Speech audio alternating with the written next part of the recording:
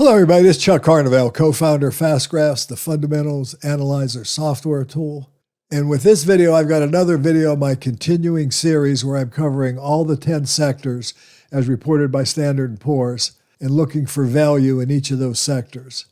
And the reason I point that out, I'm looking for value because we are still in a strong bull market that has been not only one of the longest on record, but also has seen the S&P 500, for example, get to one of its lofty valuations ever. So what we're going to do is we're going to look for healthcare on this screen. We just covered financials in our last video, and healthcare is next. So let's go ahead and turn to FastGraphs and look for value in the health sector.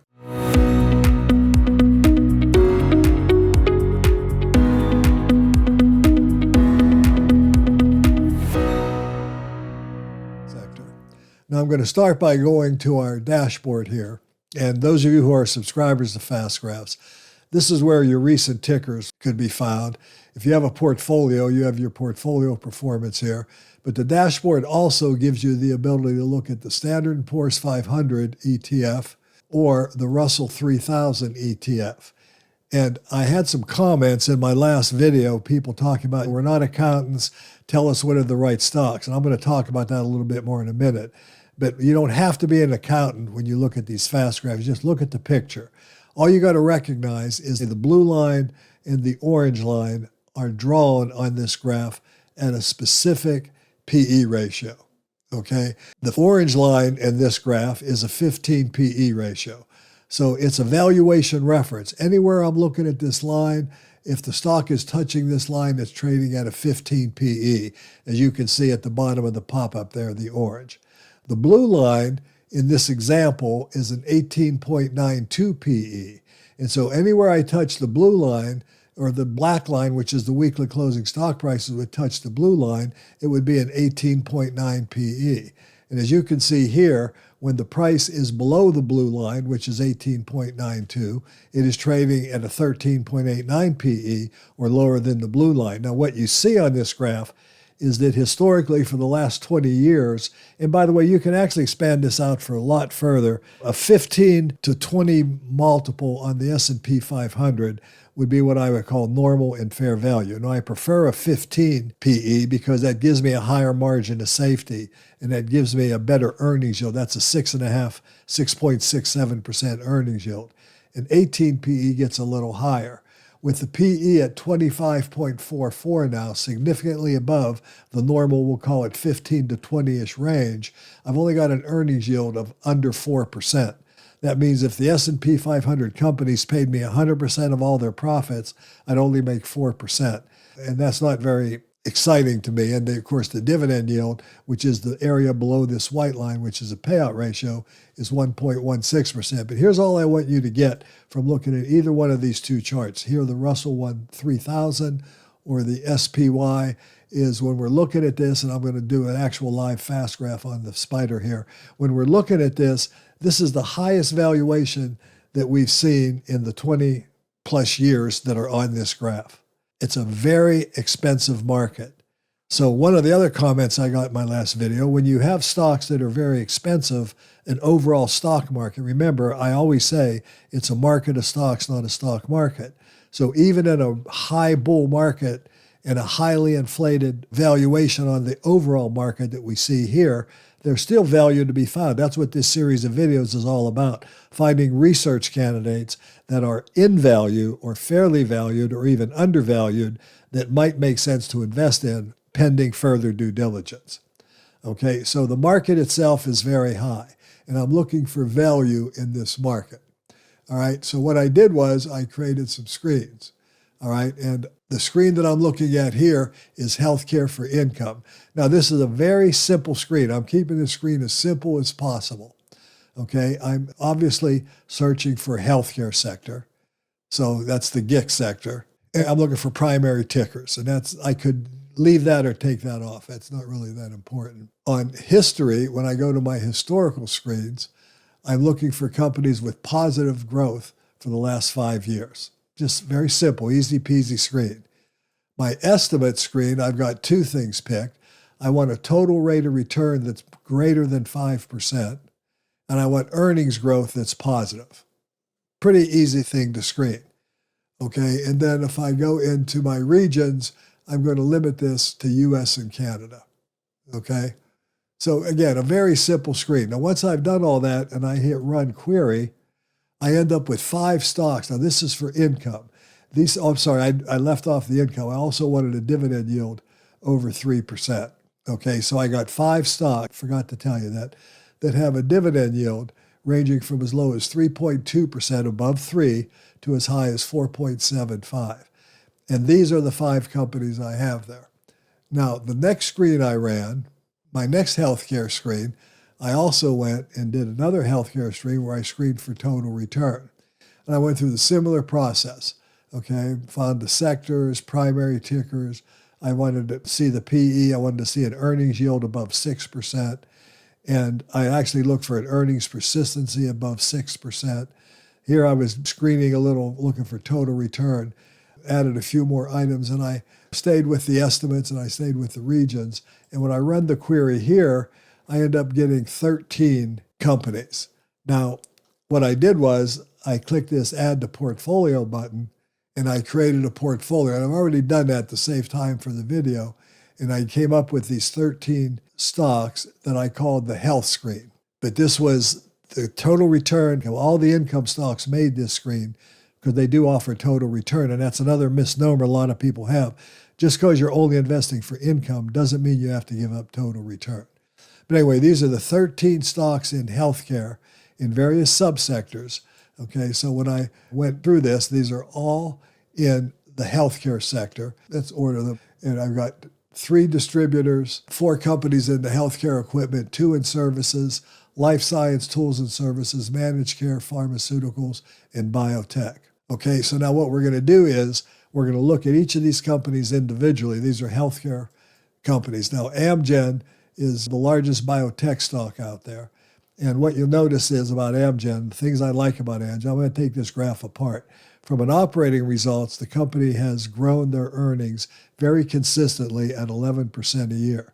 Now, the white line is the dividend. They started paying a dividend in December of 2011, and it had a very low payout ratio of 10.5%.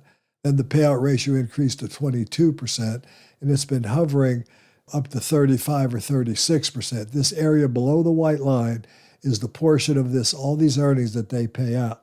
The dividend yield is 3.24%, so it's got a good yield. That's why it made my income list. Now, when I put weekly closing stock prices, if it's touching the orange or blue line in this case, which these lines are very closely aligned in this particular example, it's at fair value. Okay, that's as simple as that.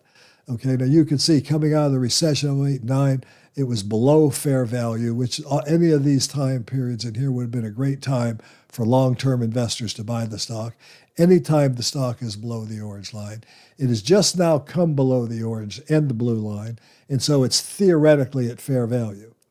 All right, now obviously it was a better buy back here in, let's say, December of 2021 when the PE was 13 and the PE is now 14.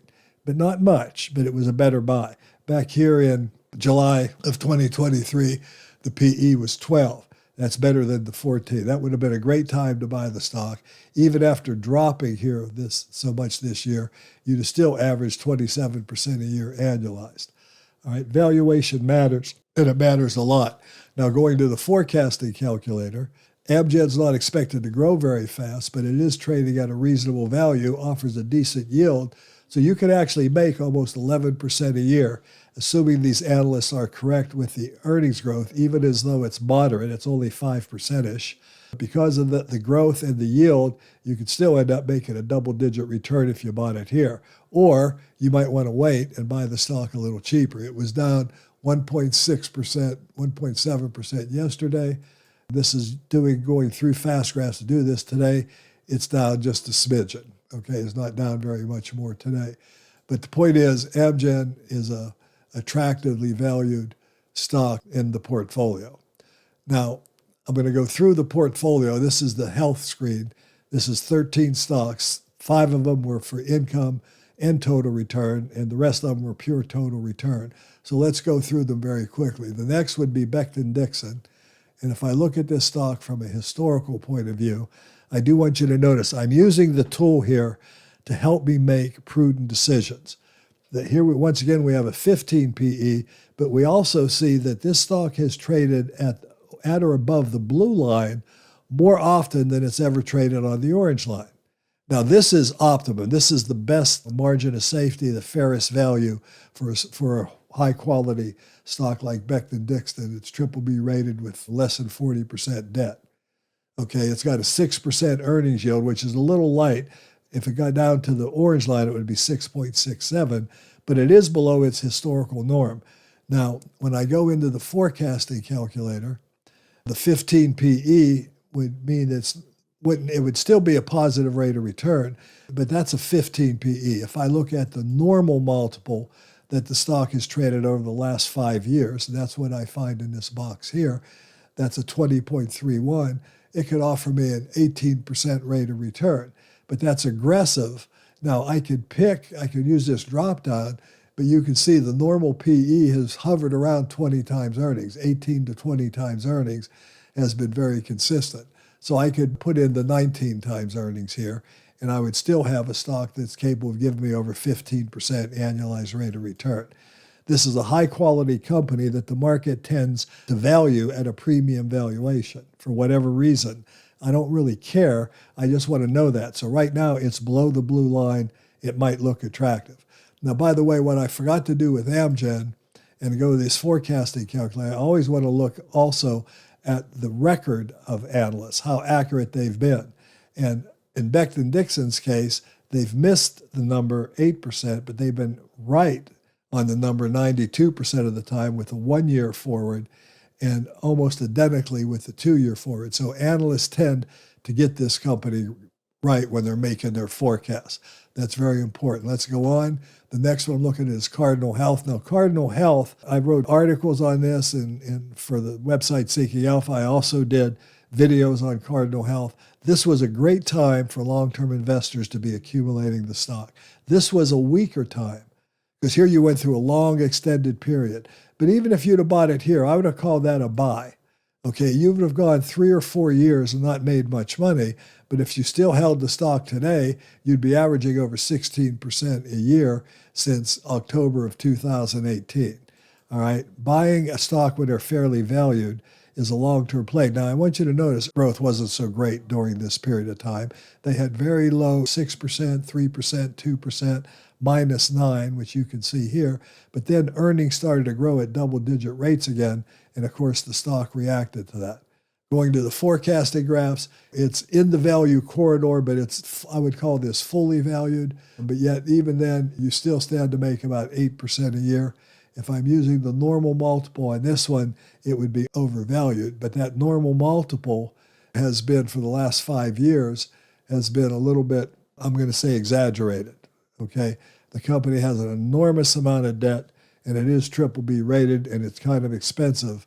But the reason it still made the cut, it made the screen, but the lesson here was it was a great investment back in here, maybe not so much anymore.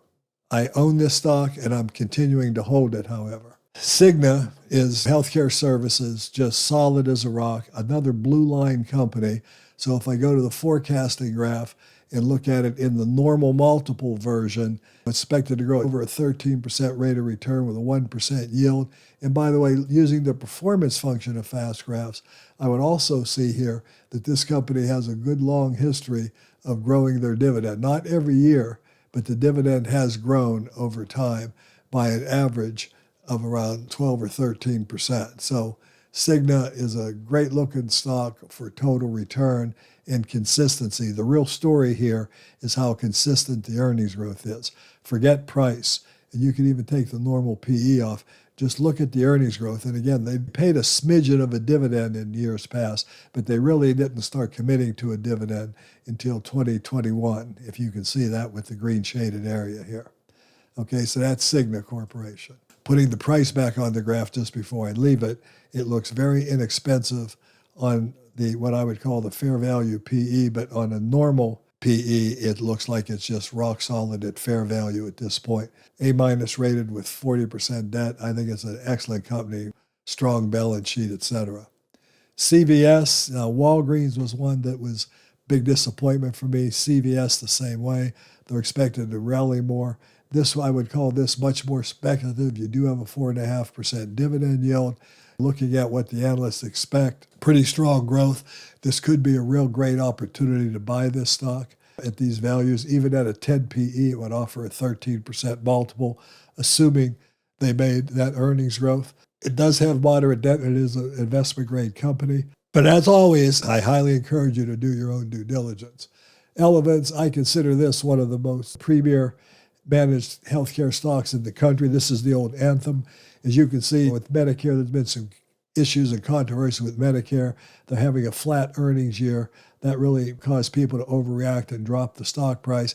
I think this is a tremendous time to be able to buy Elevance. So I like this stock very much at this price if it fits your goals and objectives. It's got almost a perfect analyst scorecard. Analysts have been right, or actually they've hit it 83% of the time and beat it. So they've been positive with earnings forecasts 100% of the time on both a 1 year and a 2 year forward, even with a margin of error. You can see the earnings persistence, the growth of this thing has been extremely consistent. So I really like Elevance, especially at these prices, again, as a long-term hold. Here we have Henry Schein. This is a pure growth stock, 13% growth in recent years. And of course, coming through COVID, it's gotten a little bit cyclical.